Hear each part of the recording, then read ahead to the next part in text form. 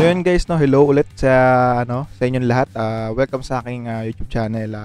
Meron tayo ngayon ulit bagong item. Ito yung yung smartwatch na nabili ko sa Shopee. Naka-plastic pa, hindi ko pa siya tinatanggal. So tatanggalin na natin para makita na natin yung smartwatch. So yan, re-remove na natin. Para makita niyo. Bubutasan na natin. Yun, oh. Talagang protektado, may bubble wrap talaga, oh. Bubble. Diba? Baliktad? Baliktad ba?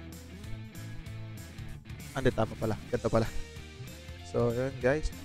Nakita nyo. Mibro Watch. A1. Mibro Watch. So, yan, no? Round siya na, hindi siya katulad ng iba na square. So, ang pagkakaalam ko dito ay hindi siya nakakasagot ng call. Pero okay na rin yun. Basta may orasan. Tapos may rin na siya, heartbeat o heart rate. Tapos meron na rin siya ng yung sa walking. So, kung ilang step ang nilakad mo. So,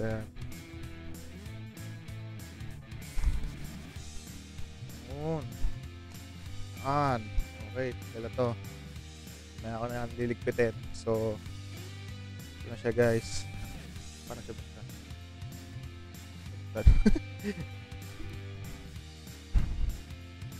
Ito. Ito lang pala. So, dito hihilahin lang.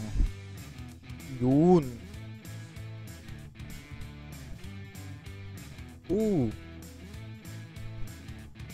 Yan na lalo. So, yun. Tanggalin na natin. Ano to?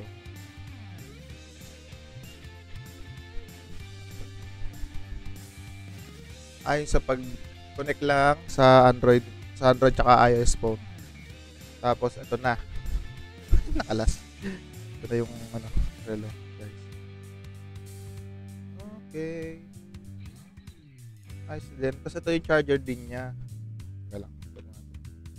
So, yun lang ang laman. Charger tsaka yung yan. So, yan guys. Kita nyo ba? Yan. USB. Tapos, yan.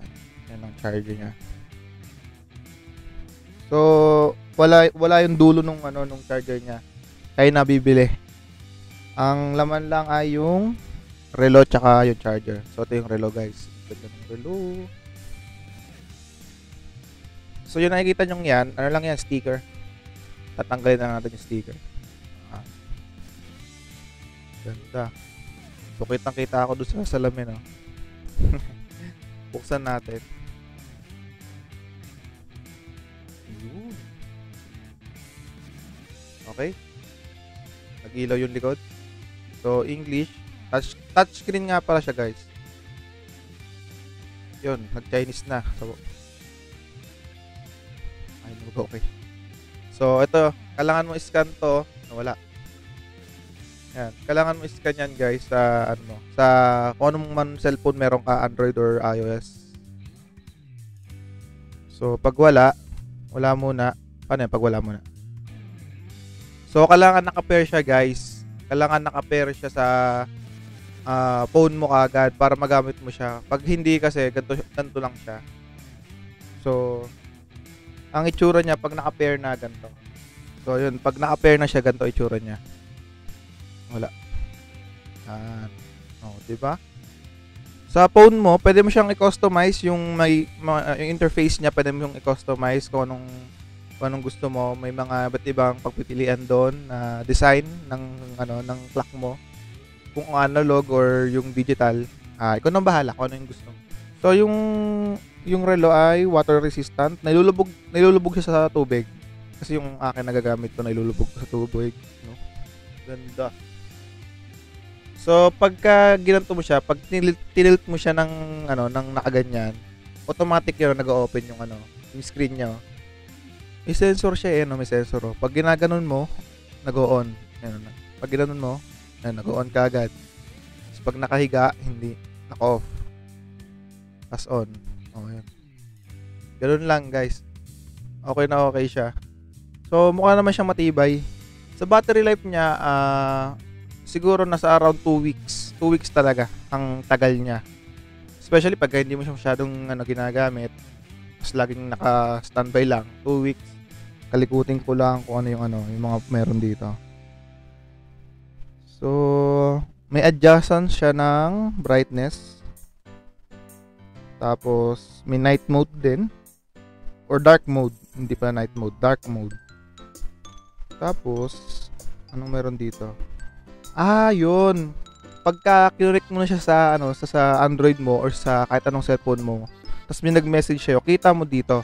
Tapos magno-notif dito. Pero hindi ka makakapag-reply, guys. Hindi ka rin makaka-call. Hindi ka makakatawag, hindi ka makakapag-chat or text. Makaka-receive ka lang ng message, mababasa mo lang. Yun lang, magno-notif lang dito.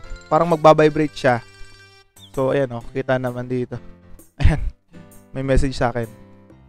So, yun. Mababasa mo lang siya. Okay na din. Kung pwede ka pa mag-type dito, ang hirap. May cellphone ka naman, bakit hindi ka na lang doon mag-type? Or sa call, okay lang din naman sa call. Kasi pagka nagko-call, isang pinut mo lang, sagot mo na kagad. Hindi mo na kailangan bulutin yung phone mo. Pero yun nga, sa texting, sa messaging, ang hirap nun kung dito ka pa mag-message. Kasi ang lit ng screen. Malaki daliri natin, guys. So, yun. Okay na okay siya, guys.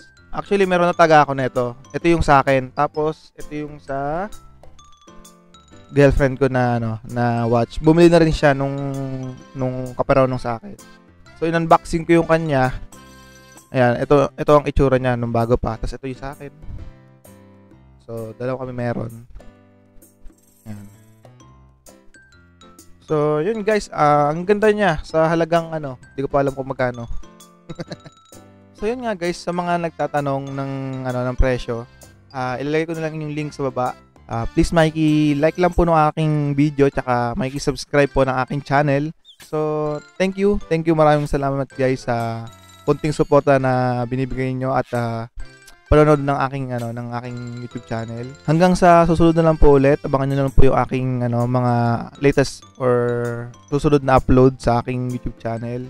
Click niyo lang po yung notification bell para ma-notify kayo sa mga susunod na video ko. So, yun lang guys. Maraming salamat. Thank you for watching. Bye-bye.